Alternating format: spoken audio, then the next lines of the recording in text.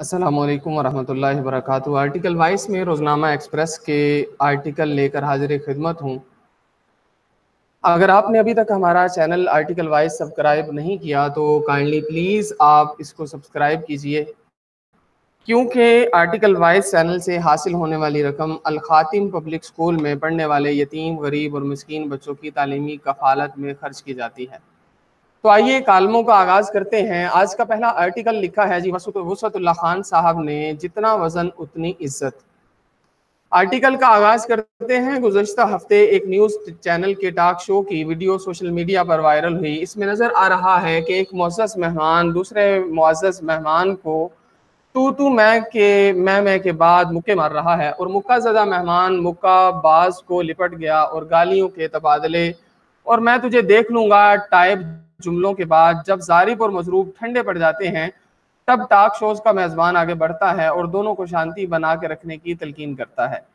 یہ تلقین اتنی پرتاثیر ہے کہ مکے باز اور مکہ زدہ دونوں ایک بار پھر ہنسی خوشی ساتھ ساتھ بیٹھ جاتے ہیں اور پھر تجزیہ شروع ہو جاتا ہے، گویا کچھ ہوا ہی نہیں۔ ٹاک شوز میں گالم گلوچ، گریبان پر ہاتھ اور دھکے بازی اب روزمرہ کا معمول ہے۔ اینکر کو بھی حالات سنبھالنے کی جلدی نہیں ہوتی، کیونکہ ایسے مناظر وائرل ہو کر اینکر ٹاک شو اور چینل کی ریٹنگ کو بخار کی طرح بڑھانے کا کام آتا ہے۔ مگر جس تازہ واقعہ کا میں ذکر کر رہا ہوں وہ اس لحاظ سے دیگر سے مختلف ہے کہ اس میں پٹنے اور پیٹنے والا کوئی سیاستدان نہیں، بلکہ تحریک انصاف کا ایک صوبائی رہنما مسرور سیال ملک کے سب سے بڑے پریس کلب کے صدر امتیاز فاران کو پیٹ رہا تھا۔ ایسے مواقع پر کوئی معمولی اعصاب کا شخص ہوتا تو شو کا بائیکاٹ کر کے واک آؤٹ کر جاتا، مگر وہ آفرین ہے کراچی پریس کلب کے صدر پر کہ وہ پٹنے کے باوجود اس شو میں آخر تک ڈٹے رہے۔ اگر آپ سمجھ رہے ہیں کہ یہ صحافی کے کردار کی عظمت، فراخ دلی اور درگزر کی انتہا ہے تو آپ بالکل ٹھیک سمجھ رہے ہیں۔ درگزر کی انتہا دراصل یہ ہے کہ ویڈیو سوشل میڈیا پر لیک ہونے سے پہلے کسی کو خبر ہی نہیں تھی کہ پریس کلب کے صدر کے ساتھ ایسا کوئی افسوسناک واقعہ ہوا ہے۔ صدر جی وقار اس واقعے کو یوں پی گئے کہ پریس کلب کی منتخب باڈی تک کو نہیں بتایا۔ وہ تو کسی ستم ظریف نے 3-4 دن بعد جب یہ ویڈیو لیک کر دی، تب صدر صاحب نے بھی اپنے اوپر ہونے والے تشدد کا بادل ناخواستہ نوٹس لے لیا اور بازو پر سیاہ پٹی باندھ لی۔ چنانچہ دیگر صحافیوں نے بھی امتیاز فاران پر حملے کو پریس کلب کے عہدہ صدارت پر حملہ سمجھ کر کلب کے گیٹ کے باہر احتجاجی مظاہرہ کیا۔ سندھ اسمبلی کا بائیکاٹ بھی ہوا۔ صوبائی اسمبلیوں نے متفقہ طور پر ایک قرارداد بھی منظور کی جس میں پی ٹی آئی سے اس واقعے کا سخت نوٹس لینے کا مطالبہ کیا گیا۔ پی ٹی آئی کی جانب سے وزیر اعظم کے خصوصی معاون برائے سیاسی امور نعیم الحق نے شدید مذمت کی۔ حملہ آور مسرور سیال کی پارٹی رکنیت عارضی طور پر معطل ہو گئی اور اسے شوکاز نوٹس جاری کرنے کا اعلان کیا گیا۔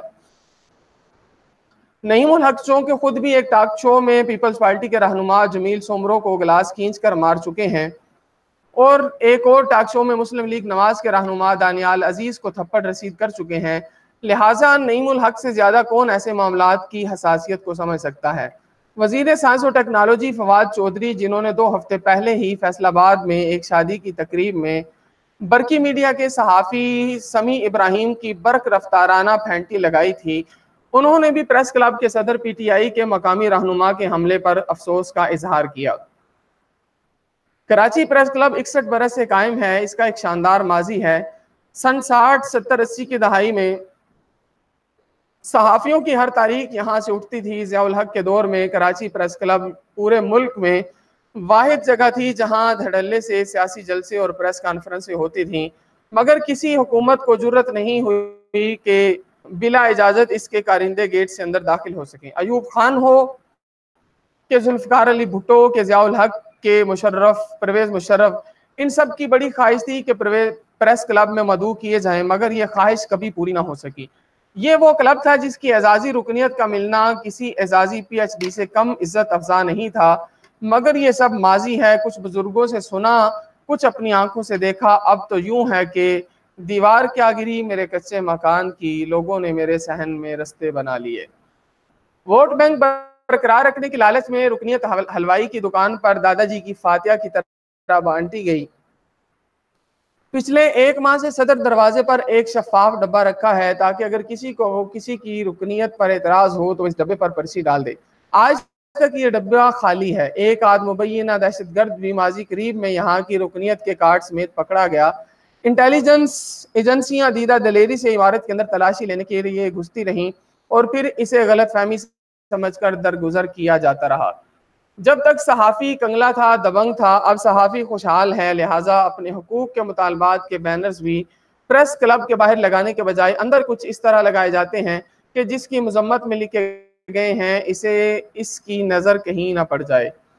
जब सहाफ़ती तंजीमें और ओहदेदारान ज़ुबानी जमा खर्च के एक्सपर्ट हो जाएं, जब हर एक को हर एक के बारे में पता हो कि इसके मफादात और डांडे कहाँ कहाँ जुड़े हैं, तो फिर नारे खाली बर्तन की तरह बजते हैं और तकारीर अल्फाज का लायानी मगलूबा हो जाती हैं और मुक्के सिर्फ हवा ही में चलते हैं। अब से 30 बरस पहले इसी प्रेस क्लब के सदर छोड़कर इसी प्रेस क्लब के सदर